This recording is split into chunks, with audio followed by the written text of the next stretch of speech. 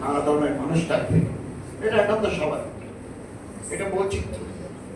একটা বাগানে যদি নানা ধরনের সুবাসিত ফুল থাকে, এটা যেমন বাগানের সৌন্দর্য বৃদ্ধি করে, একটা দেশেও নানা জাতি গোষ্ঠী, নানা ধর্মের মানুষ থাকেন, ধর্ম প্রচার করেন, ধর্ম অনুশীলন করেন, এটাও রাষ্ট্রের দেশে সৌন্দর্য বৃদ্ধি পায় এবং অনেক সময় ভুল ধারণা সৃষ্টি হয় এবং বিদ্বেষ তৈরি হয়।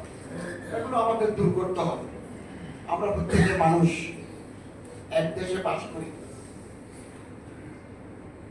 এবং বাংলাদেশ আমাদের যে সংবিধান, এটা সেকুলার সংবিধান এবং প্রতিটি মানুষের তার নাগরিক অধিকার আছে, শিক্ষার অধিকার, কথা বলার অধিকার, ব্যবসা বাণিজ্য করার অধিকার, ধর্ম প্রচারের অধিকার, ধর্ম অনুশীলনের অধিকার স্বীকৃত। আমরা রাষ্ট্র দায়িত্বে আসার পরে বারবার চিফ অ্যাডভাইজার মহোদয়ের ওখানে আমার মন্ত্রণালয়ে